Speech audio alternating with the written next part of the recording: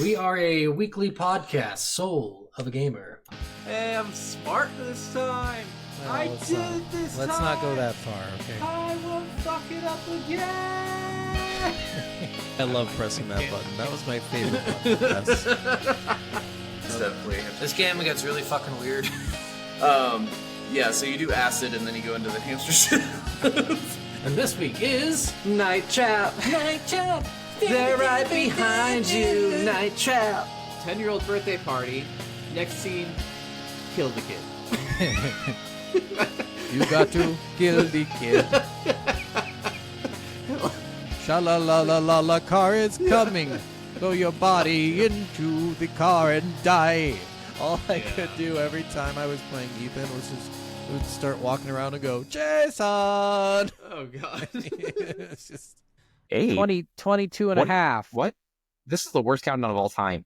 It's 22 and a half. 30! What are you doing? 22 and a half is the end. Oh, shit, my bad. Hey, guys. Hey, hello, everyone. Welcome back, or welcome for the first time. We are Soul of a Gamer podcast. I am Scott. And I'm Steven. And every week we play a game. We give you the background of the making of the game, and we tell you how we felt the game did. Yeah. We do hope you enjoyed our last week's episode, which was... Why? I don't remember either, I'm going to be honest. Miles Morales. Jesus I look forward to you. You know what's funny is I even opened up this computer and it had the script for Miles Morales open. And you still forgot? And I still forgot because as soon as it leaves my brain, I just don't care anymore. Maybe I should put at the top of my notes, like, this was the last week's game, gummit. Yeah, right. But yeah, we hope you enjoyed that one. That was a lot of fun for us. Middle of the road game, not the best Spider-Man game out of the 3 newest ones that came out, but definitely better than a lot of them, you know? Yeah, for sure. It's still a lot better than a lot of the really trash Spider-Man games that came out. Yeah, remember Spider-Man 3? Oh, God. Spider-Man 2 is like the only good one from the original 3. Yes, and Spider-Man 3 was just so horrifically bad, it wasn't even funny. And then also, what was that one? God damn, the one where it was a sequel, and they named it like Interdimensional something or Scattered Dimensions. Scattered Dimensions, and then the entire game took place inside of an office building. You're like, you're Spider-Man. Why are we in here? You switch back and forth between Spider-Man 2099, Miguel O'Hara, and the regular Spider-Man, And it was just so stupid, and like that.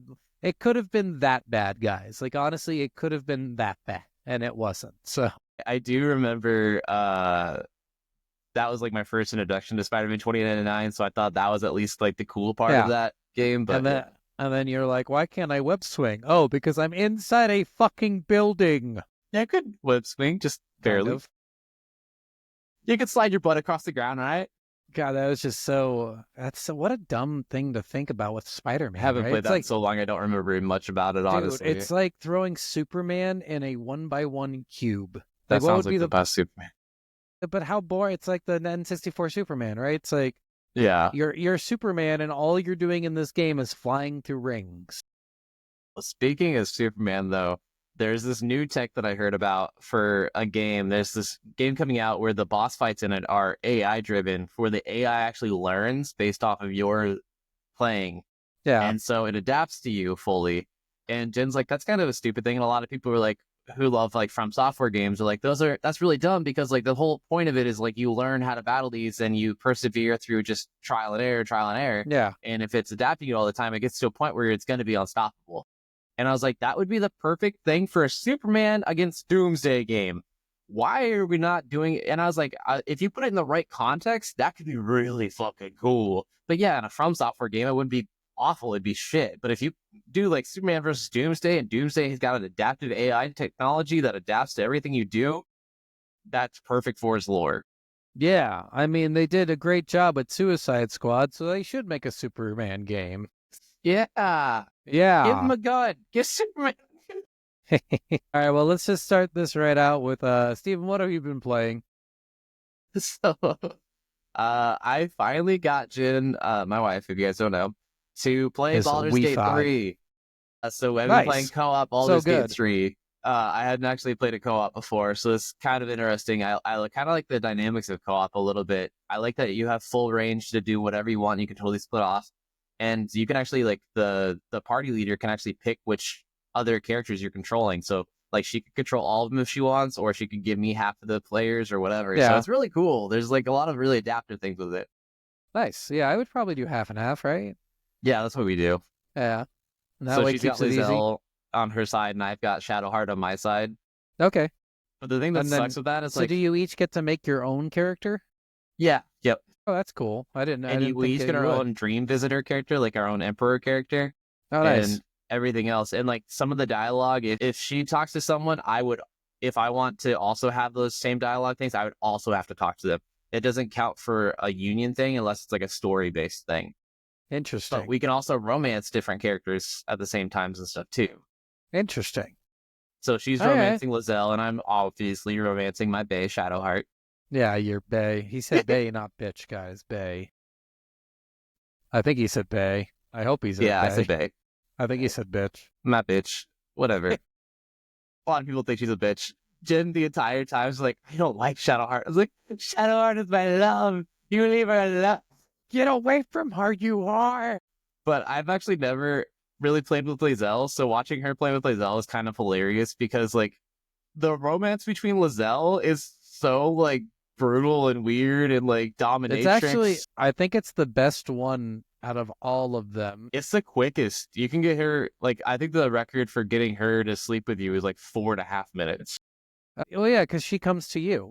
Yeah. Yeah. But no, she has the best ending because you find that egg, Githyanki, right? Githyanki egg, and she at the end of the game, it's the only option you have to have like a child with the person that you're romancing with.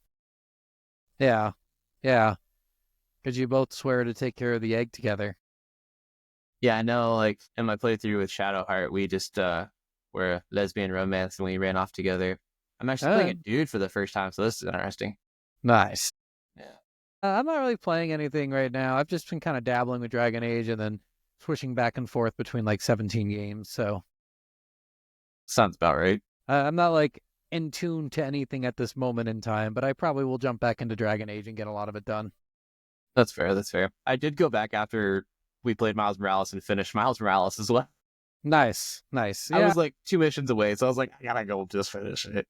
You mean like you finished the entire 100? Oh, no, not yet. I am going to do that, though, because I haven't actually done that on PS4 or PS5 with that one. I've done it with Spider-Man 2, and I've gotten like 90% on Spider-Man 1. But It's just rough because it's not, you don't get, those trophies just aren't as appealing to me as achievements are.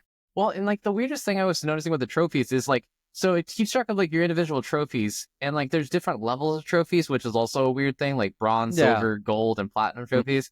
But then there's also like, you have an experience point gauge, and like, so like your trophy system, like I'm a level 61 trophy or something like that. And I'm like, what the fuck?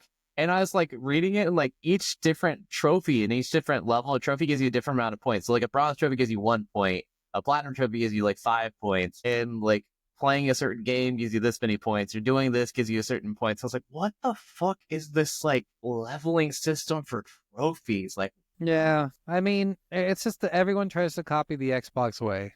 I think Xbox, and the 360 sucks so much. Like, that was like the worst system that ever came out. oh, But 360 is bad, yeah. They did so much right, With They just did achievements and achievements and the community and Xbox Live and like not overcharging for shit and then Game Pass. Like, they've just done so much right that it overshadows the amount that they've done wrong. And PlayStation, Sony has done so much console stuff right, and then everything else has been just nonstop wrong until recently. There's so many things that I still wish, like with Sony, like, so with Xbox, like if I wanted to buy a game for both me and for you for the channel, I can buy the game for myself, and then I could buy it again as a gift and just send it directly to your account. Yeah. But PlayStation, there's no way to buy a game as a gift. Interesting. Why?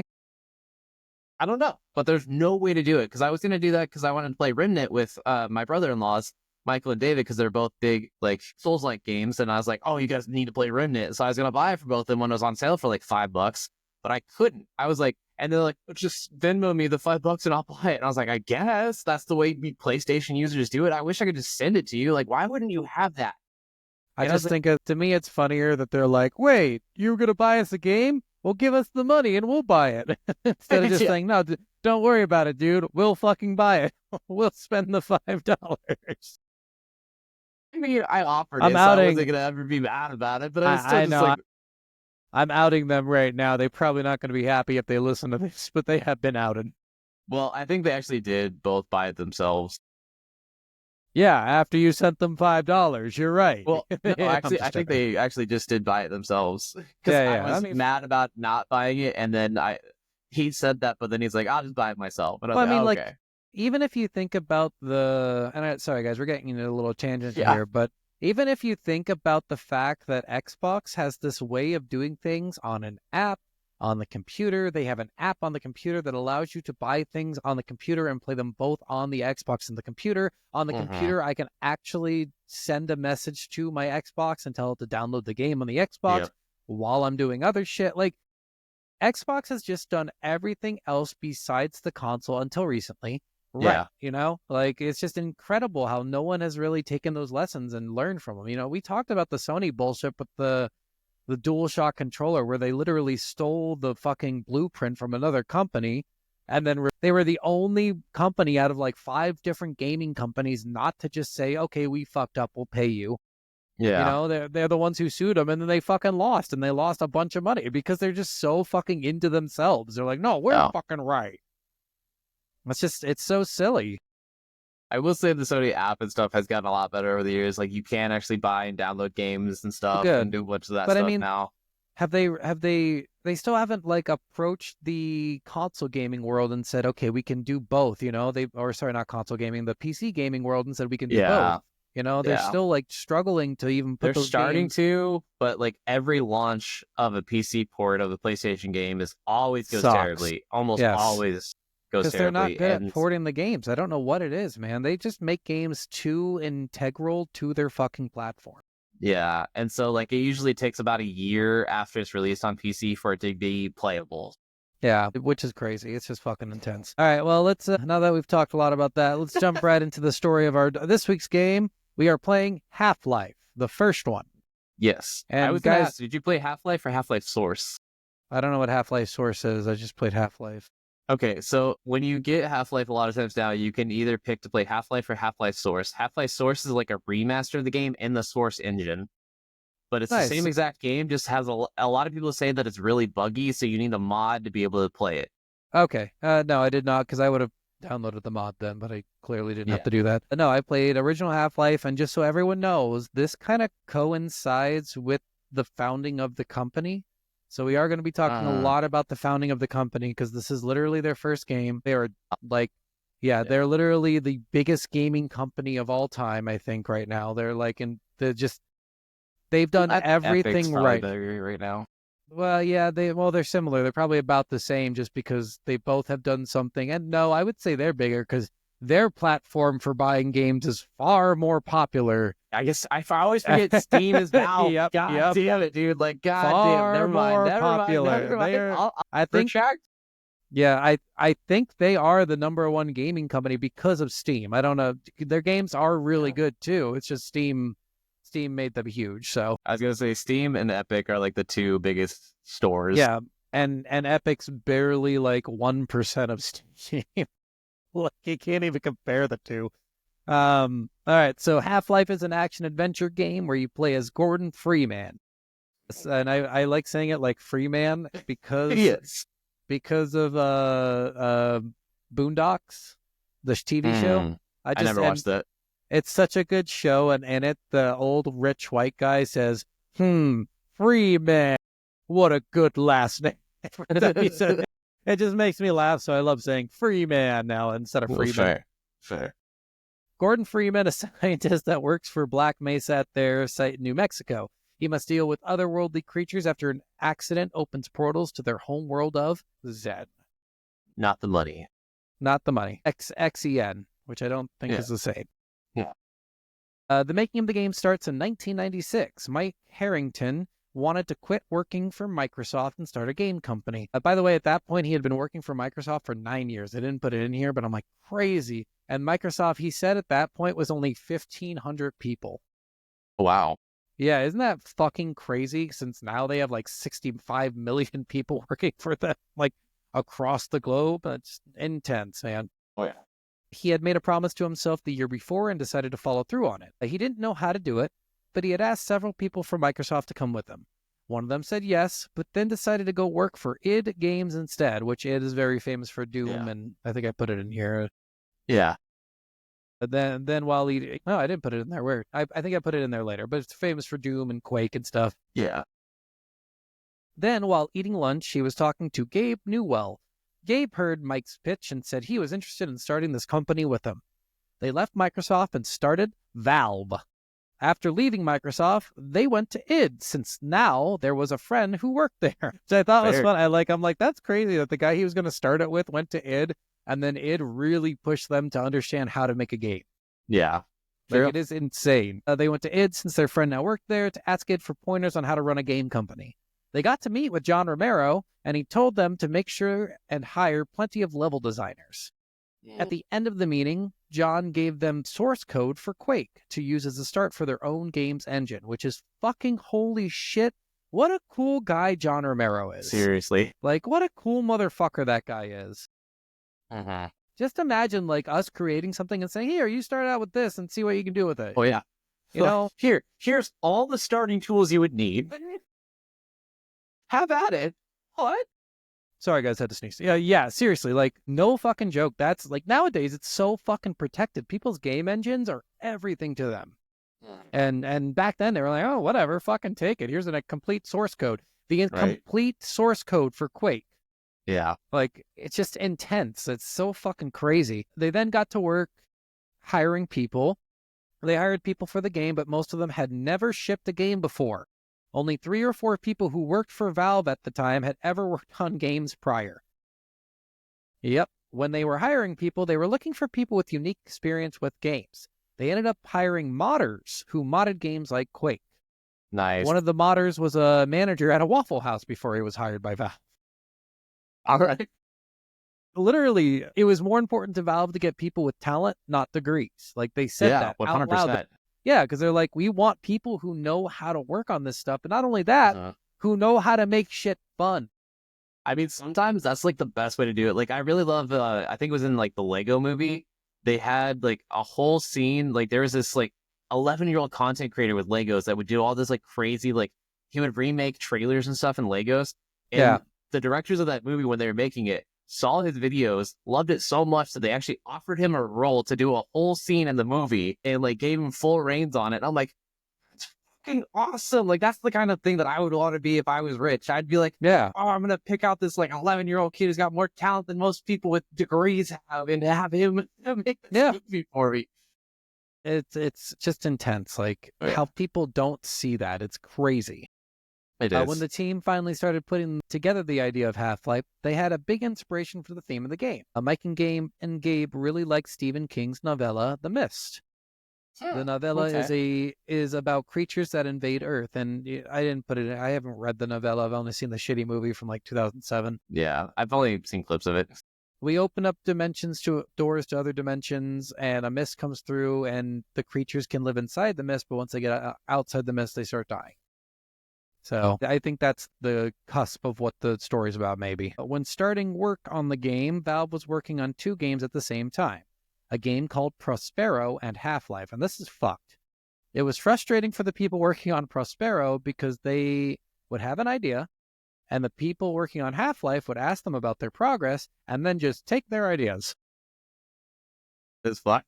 There was one where they're like, the guy created the lightning it's the first scene of the game. You're in like this area and there's lightning coming out from the machine that's being done. And that was for Prospero. And he's like, that's really cool.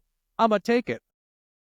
It's kind of like when you tell someone like, my wife's pregnant and we were thinking about kids' names. I was thinking Chloe. And then one of your friends names their daughter Chloe before you get to, and you're like, what the fuck? Yep. It's so funny. And of course, because of that, they stopped the idea of Prospero. I was gonna say, I was like, I don't even think I've heard of that. Yeah. Well, they had everyone working on Half-Life at that point. When they finally started putting together the full scope of Half-Life, they ended up taking the engine for Quake and completely changing it. So they had this good foundation to start, but then they're like, well, like it works for Quake, but it doesn't work for what we want to do. Yeah. And there's a big reason for that, and I believe I put it here, I hope. Quake had some things that they really liked, but they wanted their game to be far different. One of the main differences to start out with is that their game would be a 16-bit rather than an 8-bit game. Now, I didn't know this. With 8, and we might have gone over this previously, but I don't remember. With 8-bit games, people were restricted to having 256 unique pieces of data.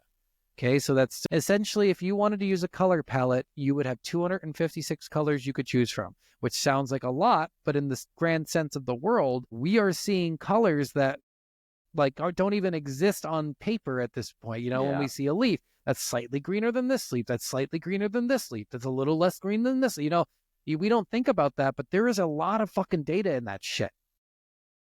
So, so they would have a max of 250 colors for the game. With 16-bit, you could store over 65,000 unique pieces of data.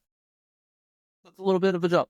Yeah, a little bit. The engine also didn't have a great movement for the characters, so the other thing the studio decided to invest in was skeletal animations for characters. Okay. Because you think about 8-bit games, like characters would just kind of die and drop. Yeah. With skeletal animations, you know, you might get like an arm flail, or you might get like a dramatic, let me get on my knees and then drop, you know. That way they could have a unique movements for each character they wanted to create. Many creatures in the first part of the making of the game came from 2 people. It was funny because depending on how the creature looked, other people at the studio could tell which one of the 2 creature designers made the creature. That's hilarious. Anything that looked like it was vaguely inappropriate was made by one, and all the others were made by the other guy. They would literally go up to this guy and be like, you realize your thing looks like a ball sack, right? And he's like, yeah, I didn't even notice. You realize it's like a vagina-faced dog? Yeah, sure. Yeah. It was funny. He sounded like a cool, funny guy.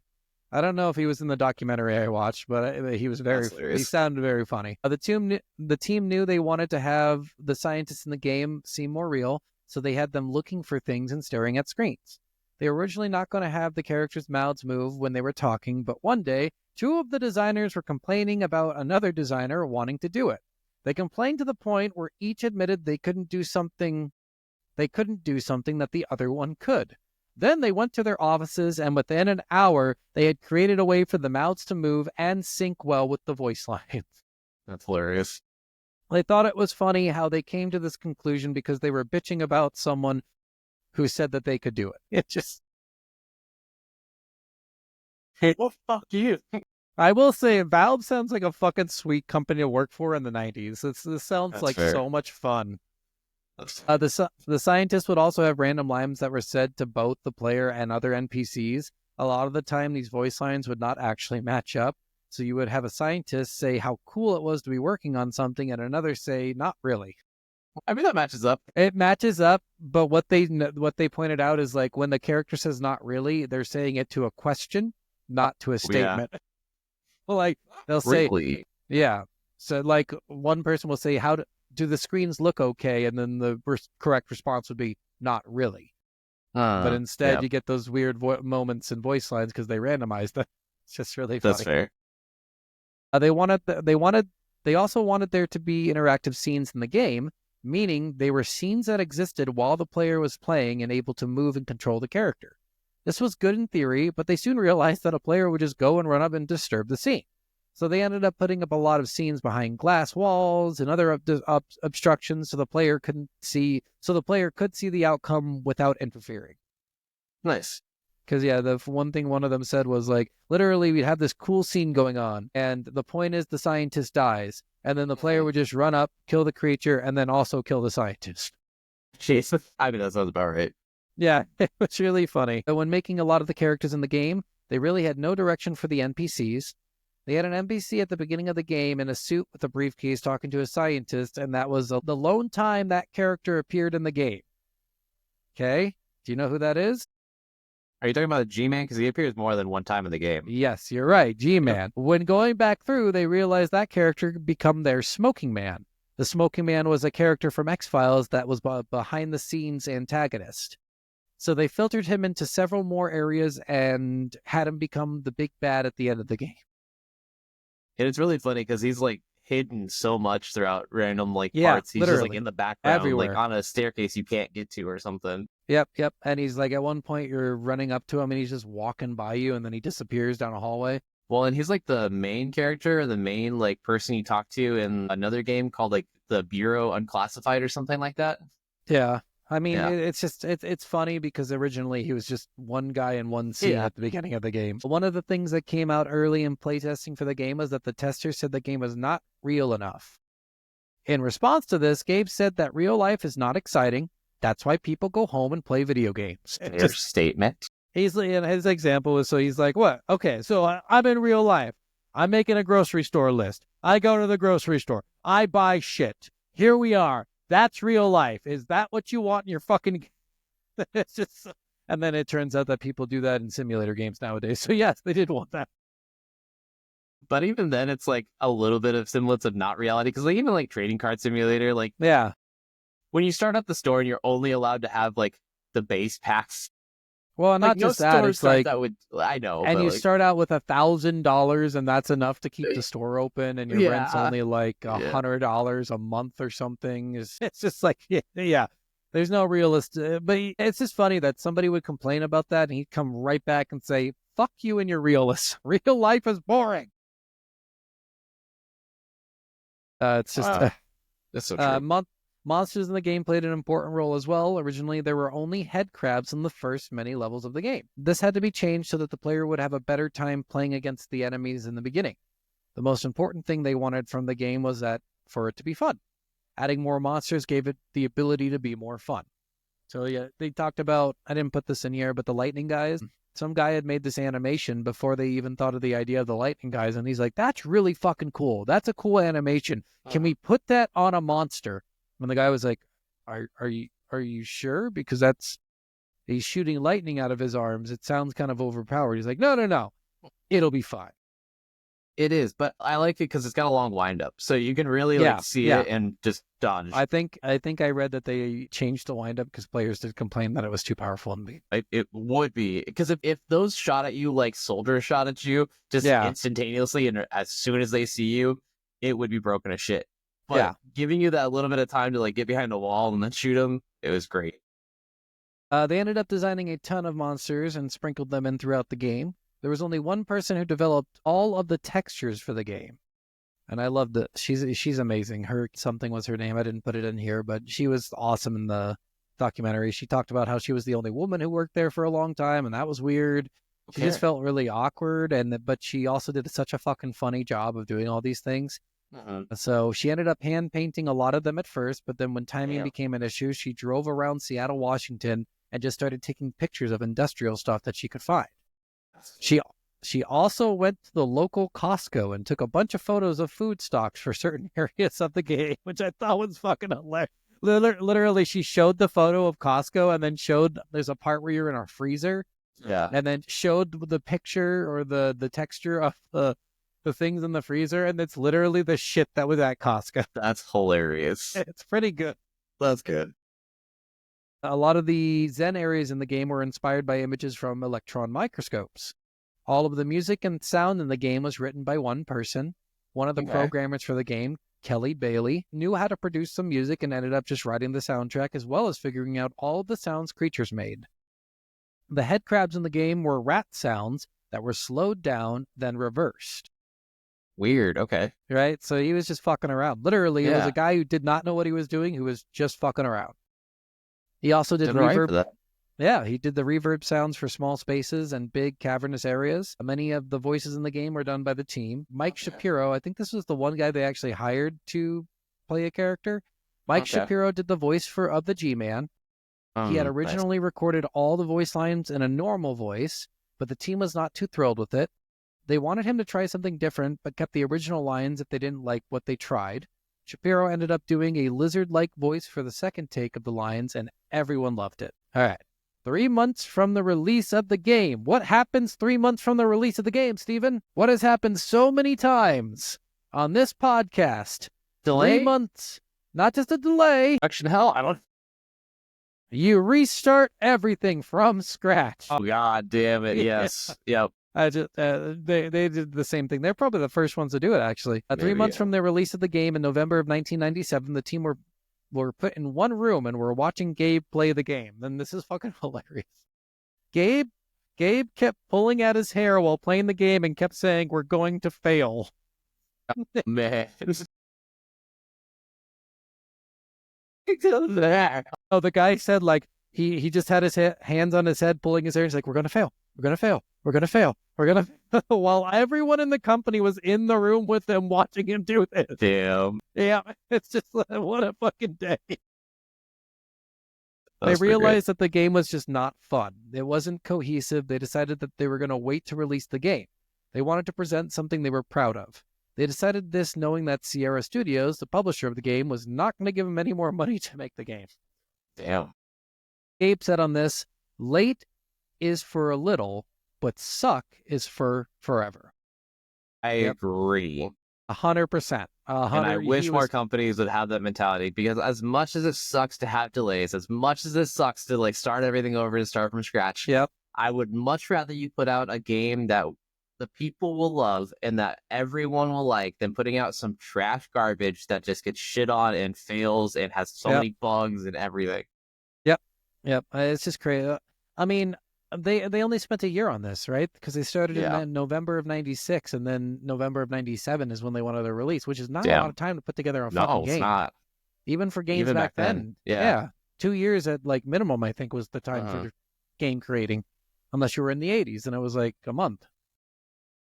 And then you got VT, and then you ruined Atari forever. They had a couple of problems to fix. Firstly, the game felt like a mess. There was very little thought in how everything interacted together. A lot of the levels were made by people alone.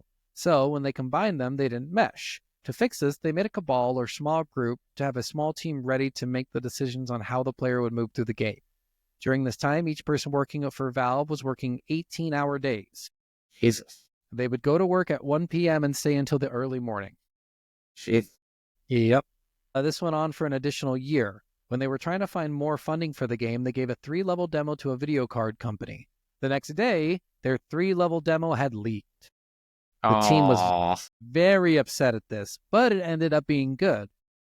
True. They had leaks can make hype. This is actually, they had a gaming magazine make an article stating that they don't normally review demos, but they had to do this one, which is fucking crazy. Yeah. This not only created hype for the game, but also helped the team know they were heading in the right direction. So, after all that, in November of 1998, Half-Life was released to stellar reviews. Like, not okay, where it's stellar. People fucking loved it. And I didn't put it in here because it's long, but they based the entire character of Gordon Freeman, and it's really funny, off one of the programmers in the game. Okay. And who worked for the studio. And they're talking to him, and he's like, one of them who knew him back then, who was like working with him, said, "Did you have a or a ponytail back then?" He's like, "Yeah." And it's like, "Oh yeah, you can kind of see it," because he's like, if you zoom out on the character and then really zoom back in, you can see this tiny little triangle polygon bullshit that is my ponytail. That's hilarious. Really funny. And then another, actually, I'll leave it for you. If you don't mention it, I'll mention it in the secrets. But I assume you found it, so. Possibly. I don't know. I didn't get a lot of secrets for this. Okay, there's one big one that has to do with one of the people who helped make the game. So if you didn't get it, I will mention it at that time. Sounds good. I probably did. All right. And that's it. That's it for the story, guys. All right. Well, cool. So yeah, I guess we will go ahead and I guess talk about our best and the worst. All right. So if you play this game today, it's like the entire thing's a worst, right? This is a really hard, not everything, but man, does it suck. Like it's so fucking bad to move. It's got that stupid thing, but this is every fucking game back then. I don't understand why. They all had this slide at the end of your stop of movement. It doesn't make any fucking sense why it was there to me, but I'm sure for programming, like there's something with the polygons that made that slide have to be there. Yeah. Which I will say, one of the things that's annoying that I just found out because I was watching some more shit about the game before we got on. And apparently, even on like the base game, if you go to the start menu, there's a HD features thing that you can check mark, and it gives you fully new models of several of the guns, fully new models of a lot of the characters, and it's all the DLC shit that came out for the game put into the base game, and it's just a thing you checkbox in the fucking menu. And I was like, are you? And I kept on like, every time I got stuck, I'd watch a video and I'd be like, what gun do they have? I don't have that gun. It was like the submachine gun, but they made it a full assault rifle in the HD version of it. And I was like, and all you had to do is check mark a box in the menu. I was like, you fucking ass. I mean, like, I played this game on easy difficulty, okay, guys? Yeah. And it, like, the difficulty on easy is really fucking hard. It is, honestly, because, like, everything hits you so hard. So hard, and you do not hit hard enough on anything. No, you don't. Like, some enemies are pretty easy to take down. Other enemies are, like the ones that shoot lightning are actually, like, one of the easiest ones to take down. Yeah, because they just stand still. Yeah, and they're pretty big, so they're pretty easy to hit. Yeah. But, like, besides that, I will agree with that. I do think, like, one of the good things is I do think the level design itself and how really the levels actually, like, intertwine with itself and how much freedom and variety and exploration you're, like, encouraged to do is really good. The one downside I have to the map and the level design is there's no map or guide towards any objectives. Like, a lot of times you have to, like, read a sign, like, on the wall that's like, laboratory, this direction. You follow a green stripe that goes to where that lab is. And that's only really in the beginning of the game. And, like, there is not a lot of direction in this game. You know, Halo came out 4 years later, and they did a much better job, or 3 years later, and they did a much better job at just giving you indications on these giant maps of where to go. And I think that's what was missing for Half-Life. It's just little indications. Yeah. I will say the creatures are fucking on point. They're cool looking. A lot of them, the big boss creatures especially, they're fucking frightening. Yeah. That gargantuan you have to fight, where you can, like, kill it by doing the lightning thing, or kill it by just throwing fucking grenades at it. Are you talking about the giant, like, beast coming out of the sewer thing that's, like, attacking you, or are you talking about no, the giant, like, late in the game? Not late in the game. This is pretty early in the game. It's right after that. I know which one you're talking about. Like, yeah. It's just a gargantuan creature that's fucking, like, that thing's ridiculous. It is, but, like, it's really easy to evade. Like, you could just run right by it. Also, I didn't put this in here, but the character runs at 25 miles per hour. Yeah, it's kind of ridiculous. They had to literally put up, like, purposeful obstacles in your way to slow you down so you look around more. It was really funny. For those that don't know, that's almost Olympian speed, probably. Olympian, that's at their max. We're talking like you're always running at 25. Yeah, I guess that's fair. Yeah, if we're saying, like, marathon runners, he uses the number one marathon runner. Yeah, this guy literally could do this for 5 hours straight, have no problem coming out of it. But for the most part, if I would have played this game when I was 8, I probably would have loved it. I probably would have figured everything out. I probably would have been a little frustrated, but I probably would have found an online guide of how to do shit. Yeah, and I mean, like, honestly, like, the fast-paced shooting is almost kind of like Doom-esque. In fact, a little bit better than Doom because the weapons are just cooler to look at. True. So I will give it that, and I know, like, the more and more I was playing this, the more and more, because I had debated, because there's a full remake of this game that came out. I think it was like 2018 or maybe somewhere around there. I could be wrong on the year. But it's called Black Mesa. And it's actually a full, because, like, the remastered or whatever, like, the Half-Life source was just the original game ported into the source engine. But there was a devoted team that actually made the original Half-Life, fully remaking it in the source engine from the get-go. And they remade everything. They changed some of the puzzles. They changed it around. They changed all the textures. They changed the way everything looked. But kept the game basically almost exactly the same besides that. And that has gotten praised by almost everybody. Like, oh, that's cool. And even for graphics for the old source engine, it looks good to today's graphics. I mean, I would love to play the remake of this game. Honestly, it's a cool game. It's got a lot of cool features on it. Like, I have no real best. This game kind of fits middle ground for most things. Gun shooting is cool, but it's not the best from the time. The platforming certainly not the best. It's got a lot Platform's of awful in this. but it's just Well, it's this not is like how awful. It's just like mainly like this is how like walking on fucking pipes games is were awful. made. Yeah, this is how Yeah. games were made back then. It's just True. how they all thought that it should be. There should be some sort of platforming. There should be some sort of gunfighting. There should be some enemies that are just too strong. Like, it's just how they made games, and now they just make it like more on a difficulty tier base. So if you're on Yeah. easy, if you die, it's pretty much your fault. But if you're on Yeah. hard, if you die, it's because one stray bullet ricocheted off Yeah. one thing wrong Yeah. and killed you. Like, there's a lot of good to this game if you would play it at the time. I will say that. Oh, yeah. It's just now it's so hard to compare because you're like, well, the jumping sucks, the sliding after you stop sucks, the fact that the Marines kind of run around all fucking weird sucks, the I will say, like, monsters are sucky. I will say, going back and playing this compared to some of the older games, like this isn't Yeah. as bad as a lot of older games. No, So, and like I had more fun playing this than I did Doom, for sure. Yes. Yeah. I guess is that pretty much everything you have for the best and worst? Yeah, I think so. Like I said, nothing was so bad it broke the game, but nothing was so good that it really like captured my attention Fair. too much. I guess let's talk about the first couple hours of the game. This game's a little slow. Yeah. You know what's funny is they really touted the opening sequence of the game where you're going through like, which is cool, and they're right. Like during the documentary I watched, they literally said, like, most people don't realize that you're not watching a cutscene until you accidentally move your mouse a little bit Yeah. and realize that you're like in control in this moment. And I'm like, well, that's great, but then that means also with no cutscenes, you cannot skip the things that are way too fucking long. And Yeah. this was way too fucking long. Yes, agreed. I will say, we didn't say that earlier, but there's absolutely 0 cutscenes in the entire game, which is Yeah. kind of crazy. Yeah, it's all live action scenes. You're doing shit while things are happening.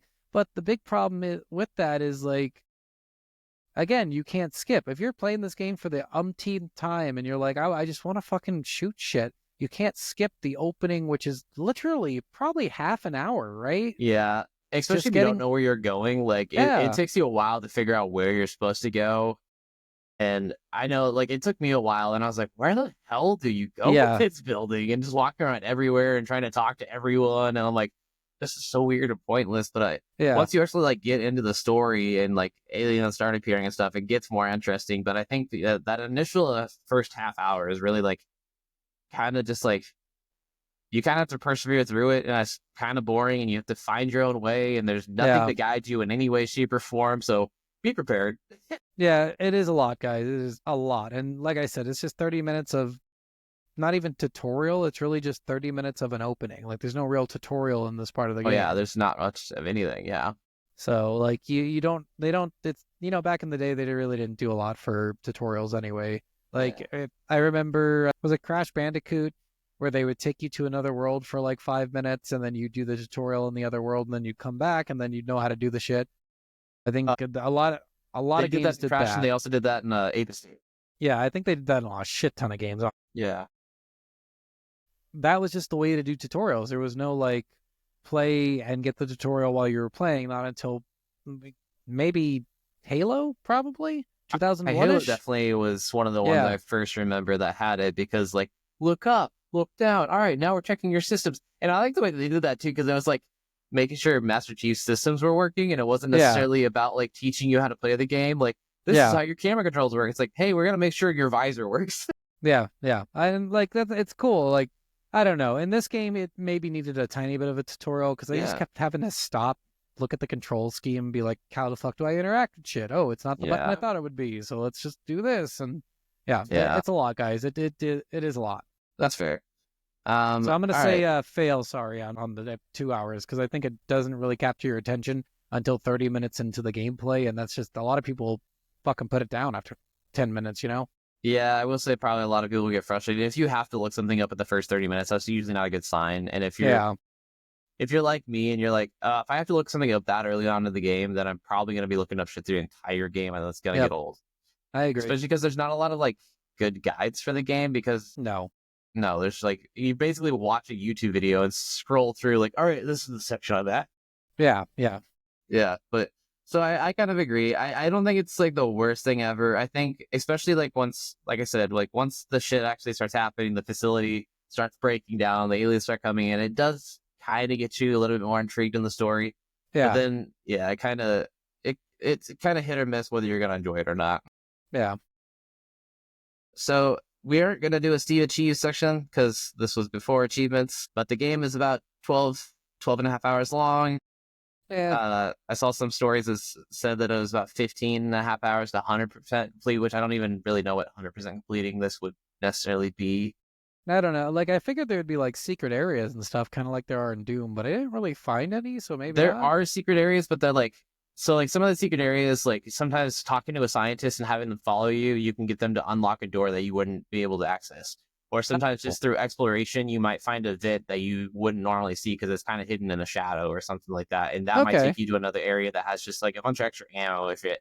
So there's nothing like really big, like secret wise. It's more just like there's different ways to get to different areas that you might not have seen before. So even like for speedrunners, it's really good because there's a lot of shortcuts that most people don't even know about.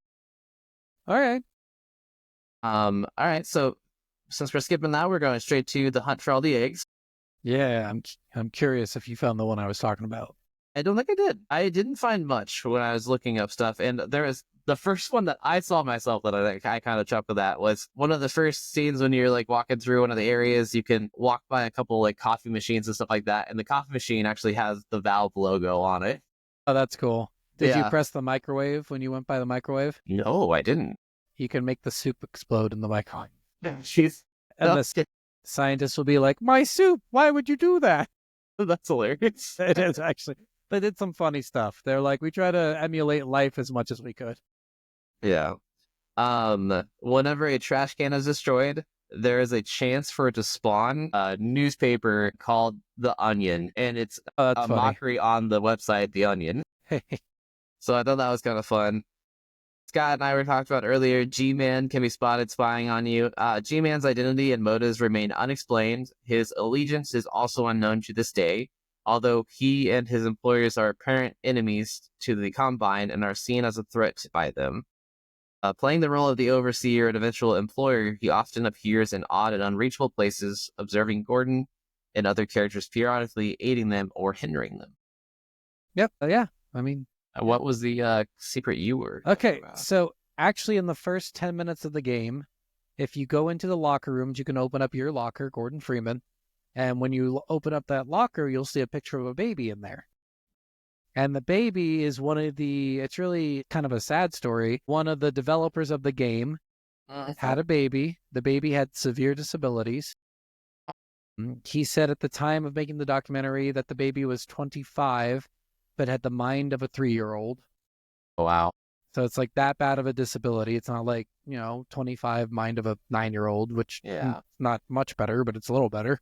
He said, like, all these guys at the time we were doing 18-hour days, and then once my baby was born, just needed so much stuff that I couldn't commit to it. I had to only do like 6-hour days, and they were totally cool with that. And then they surprised me by putting my baby's picture in the game.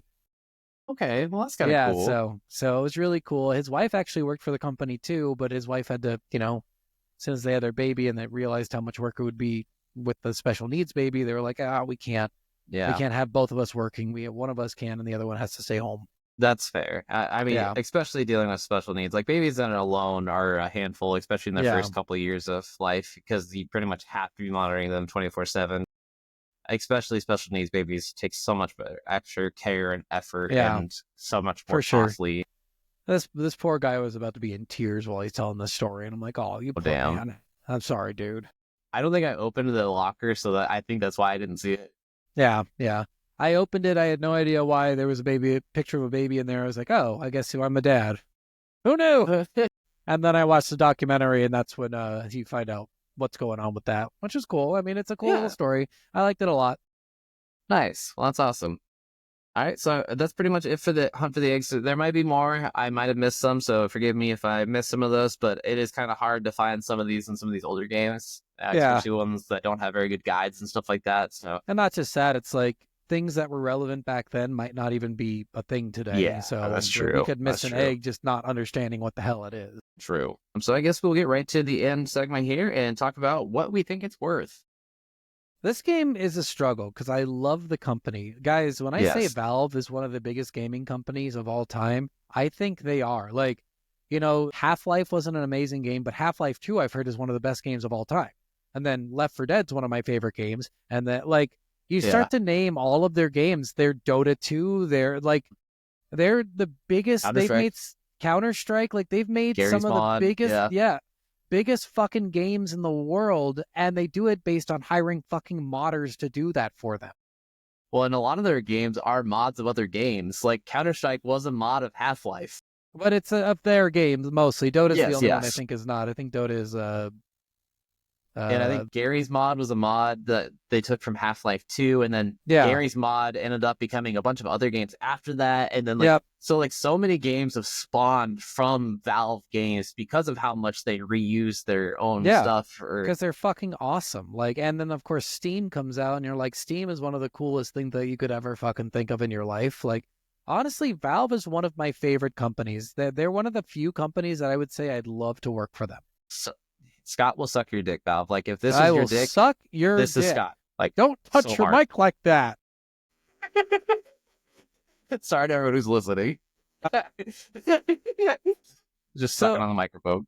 Like, I think because of and I don't normally do this. I don't normally say, like, because of where this leads. Like, this is their first game. Of course it's going to fucking blow. Yeah.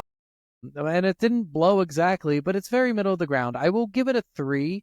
I think it deserves a 4, though.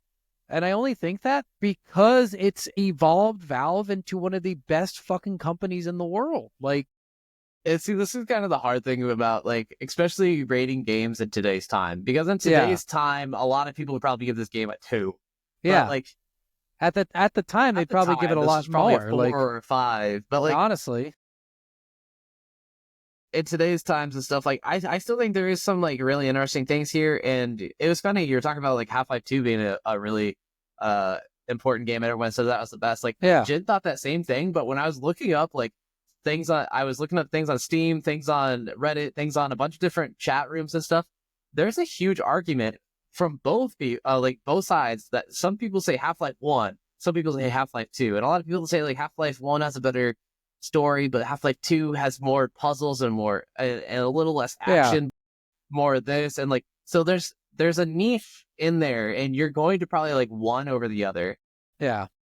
But it kind of depends. So for me, like, not thinking Half-Life was like the greatest game, I think Half-Life 2 is going to be the one that brings me into the series the most. Yeah, for sure. Like other games have it for us in the past, with the second one being far better. But I'm also like, I need to play Black Mesa right now because I actually just watched some gameplay for that recently, and I was like, that looks great. This actually looks really fucking good. All right. You're selling me on it now. Pretty solid. I do have it on our Steam library, so you can play it whenever you want to. Nice. Yeah, you know, I will say, I think this game as a standalone game, 3 out of 5. Yeah. I think this game as a pioneering effort to get Valve into the forefront, 4 out of 5 for sure. Yeah, I mean, seeing with what it became and what it's done, it's hard not to give it more praise because we owe so much to this game for creating Valve and making Valve as popular as it was, and all the different modding communities and stuff. Like, modding wasn't even like that big of a popular thing. I mean, it was popular, which is very frowned upon by a lot of the game companies. I guess that's true too, but I mean, like, modding in today's culture is like huge, and like modders get hired all the time. I use mods literally all the fucking time, because they make games better. I was debating because I still haven't played Baldur's Gate 3 with mods, and they just added mods to console recently and stuff too, like Skyrim did. So I was watching videos on like what the best mods are, and there's a company out there that's like, all right, there's one mod that everyone has to download, and it's the best mod ever, and this mod actually just hit 100 million downloads. It's one of the most downloaded mods of all time, and it's just giving Withers boobs. Okay. It's the dumbest thing ever. If that's what they want to do. 100 million downloads to give this undead boobs. Dude, you know what's funny is I would mod just to put lightsabers in the game. I don't know why I like lightsabers so much, but I always want them in games. So. That's fair. I mean, there's a lot of like mods, honestly, because there's a whole modding community that I've seen that have actually like expanded it so you can actually go up to level 20 instead of level 12. There's a whole thing of mods about like what was the other ones that was cool. They actually added more places and more story elements and more missions and stuff, more dungeons. And I was like, all right, we can make this like the coolest thing ever. And apparently I saw a article recently that said the modding community for Baldur's Gate 3 is really trying to get it so that you can make your own custom stories. So you can make your own D&D playthroughs and DM your own story in Baldur's Gate. And I'm like, Yeah. I mean, and I'm pretty sure that's another company that was really into that. They wanted like the game to be for the people rather than against them, you know? So oh yeah, for sure. All right, well, that's that pretty was much the game. Yes, so I guess next week we are doing a kind of a different game. We haven't played kind of like more narrative one in a while, but we are actually going to play Stray Gods, the role-playing musical. Mm-hmm. I'm excited for this one. It looks pretty cool. It's got a bunch of people from Critical Role for anyone who loves all those voice actors. Laura Bailey, Ashley Johnson, Troy Baker, which, I mean, Troy Baker's not necessarily Critical Role. He's appeared on a couple episodes. I was going to say, you just named two and then Troy Baker. Well, Troy Baker, Troy Baker's he's in a lot of shit, dude. Like, I feel like every other week we're talking about how he's in another game that we're doing. Dude, he's in everything, and he's amazing. He's one of the best voice actors, period. Hands down. Him and I'll give you that. Especially Laura Bailey. I love Laura Bailey. Laura Bailey, Commander Shepard, and a bunch of other people. Yeah. All right. All right. Well, that's our next week game. Stray Gods. Role-playing musical. So, take a listen. Join us. Love you. We'll see you guys next week. Bye.